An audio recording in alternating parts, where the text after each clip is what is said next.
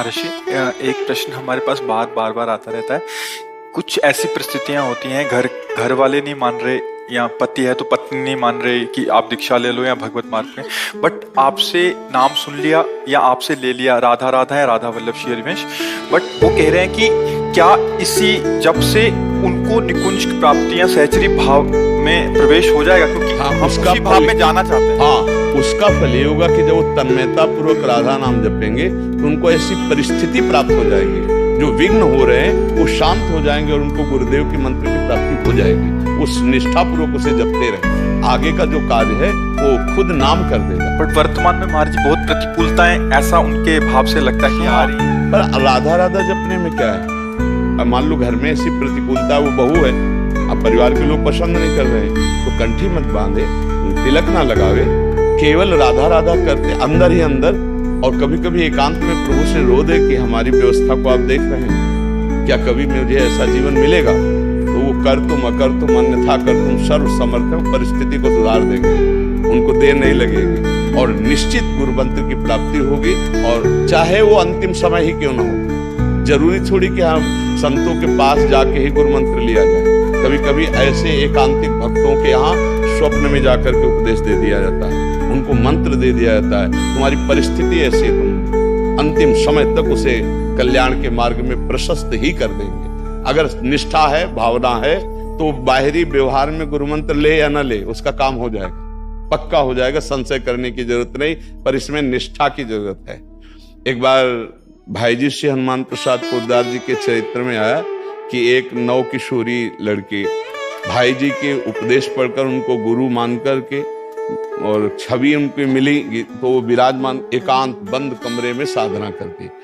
बहुत वर्ष हो गए थे, सब लोग आश्चर्यचकित थे, मोहल्ले के भी, परिवार के भी, किसी से संभाषण नहीं, किसी से मिलना नहीं, पर रात दिन भगवान नाम जप करना, भाई जी को गुरु मानना।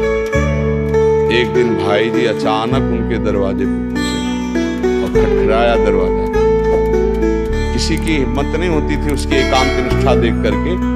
जब दरवाजा, तो एक जैसे कोई यंत्रवत दौड़कर दरवाजा खोला, जो खोला तो जिनकी छवि विराजमान थी वही सामने गई। और उसकी क्या दशा हुई होगी उस भावुक भक्त की। भाई जी के चरणों की वंदना करके बैठाला, पूजन किया और कहा, मैं समझ गई प्रभु, आप हमारे करुणा निधान श्री कृष्ण ही। एक ही आशा थी जीवन में, एक बार जिनको गुरु माना है वो हमारे सामने उपस्थित हो, या मुझे पहुंचा दिया जाए या वो भाई जी। फिर उन्होंने कहा कि जब तक हम जीवित रहे तब तक इसका प्रकाश ना हो। और भाई जी से कहा कि अब हमारी आशा पूर्ण हो गई, अब कभी हमारी चर्चा ना हो और कभी आप कृपा करके पधारे। समझ रहे? कृपा करके पधारे। आप पधारेंगे, आपके साथ सैकड़ों लोग होते हैं और वो जान जाएंगे। हम चाहते कि हमारी आराधना गुप्त रहे, हमारी आराधना आज सिद्ध हो गई। अब हमें जीवन में कभी किसी से कोई प्रश्न या किसी की आवश्यकता नहीं, बस आपका कृपा। भाई जी बहुत प्रसन्न है, क्योंकि निरपेक्षता की मूर्ति।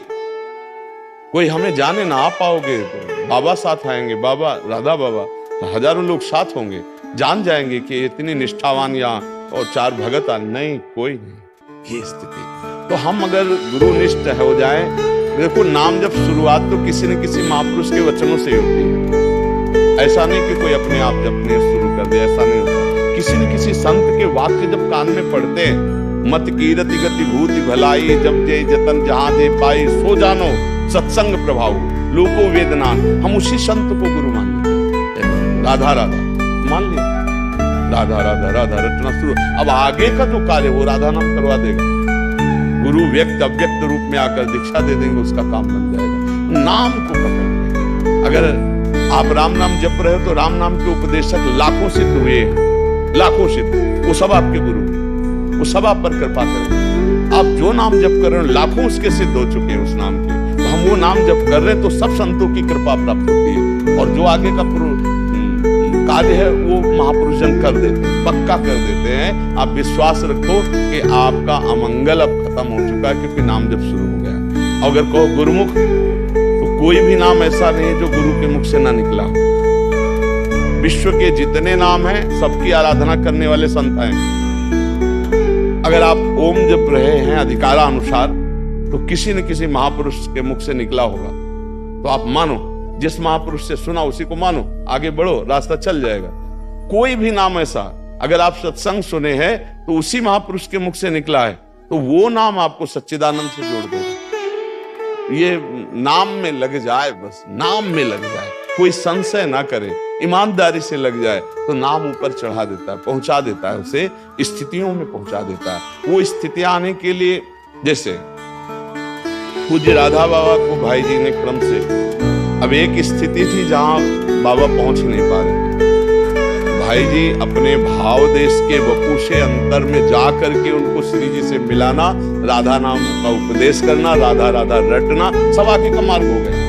हमको चिंता नहीं करनी, हमको एक पकड़ लेना है, नाम पकड़ लेना और चलना है, तो आगे का मार्ग खुद प्रशस्त हो जाएगा।